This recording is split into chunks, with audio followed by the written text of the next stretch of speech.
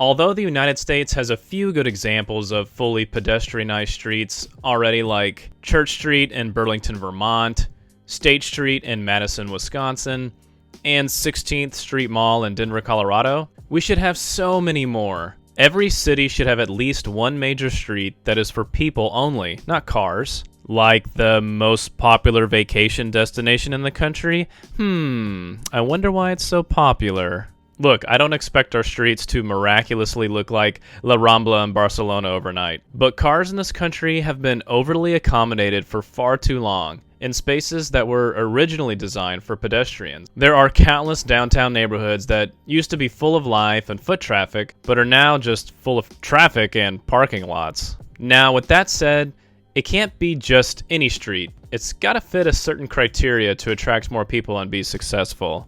In order for a pedestrianized street to succeed, it typically needs to be on the narrow side with high density, mixed uses, no surface parking, and excellent transit services nearby. Many cities in America have at least a few streets suitable for pedestrianizing. That's hard to say. Yeah, I recognize that it's not all perfect. Banning cars makes it more difficult to make deliveries, or it can make it very inconvenient for the residents coming in and out of their homes, but there are many workarounds that cities implement to alleviate these headaches. Europe has it figured out. Why can't we? Alright, so let's get to it. The top 10 streets that should permanently ban cars and become fully pedestrianized. Number 10, Walnut Street in the Shadyside neighborhood of Pittsburgh. Walnut Street is Shadyside's main shopping district with major stores like Apple and Patagonia. You got boutiques, plenty of restaurants and cafes.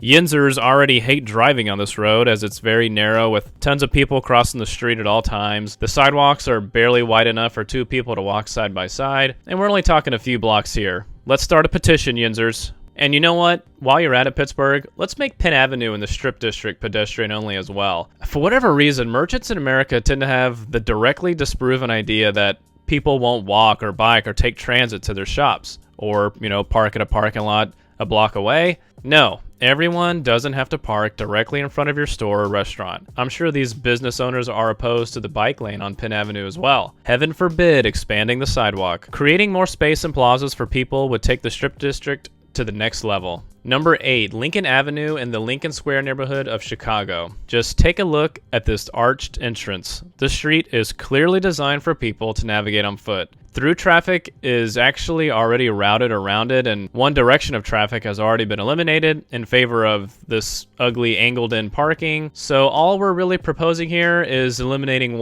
50 parking spaces for more plaza space and more outdoor seating? An absolute no-brainer. I feel like Chicago should be a leader in creating safer streets. They have the infrastructure and density to make it happen. Number 7, Main Street in downtown Houston. There are parts of the street that have already blocked cars from accessing the road, so why not just extend it further?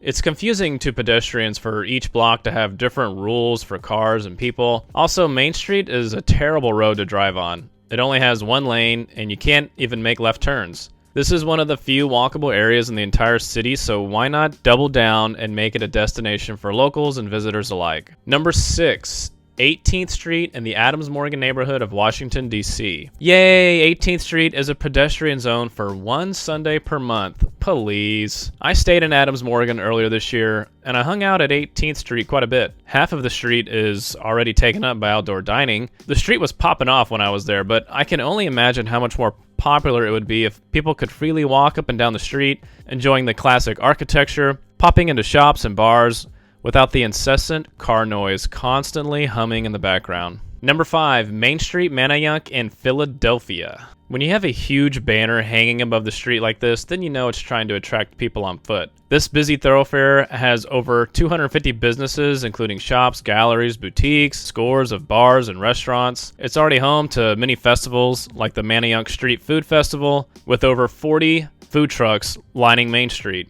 I also love the street for the fact that it goes right along the Schuylkill River Trail. You could easily spend a whole day around this part of the neighborhood. Close it down, Philly.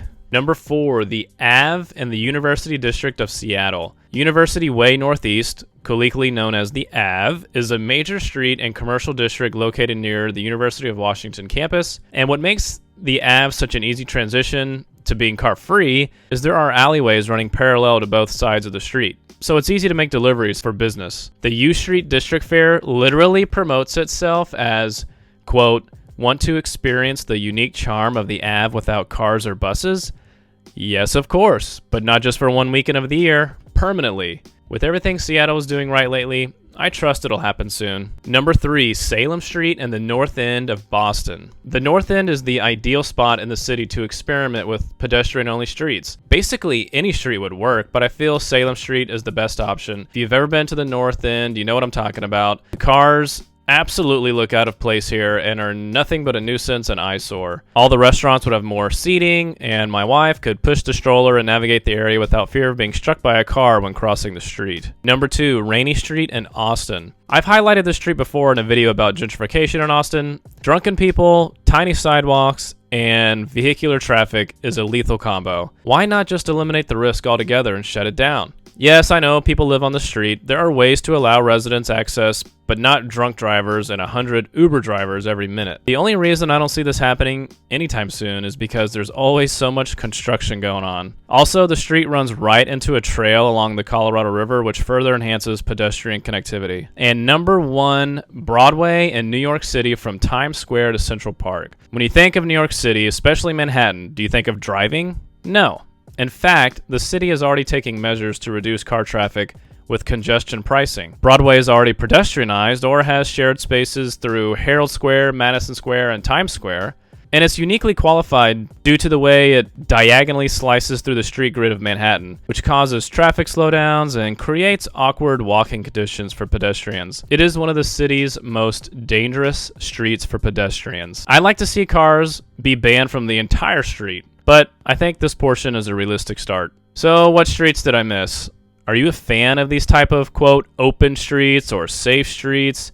If not, then let's fight about it in the comments section. What other top 10s would you like to see?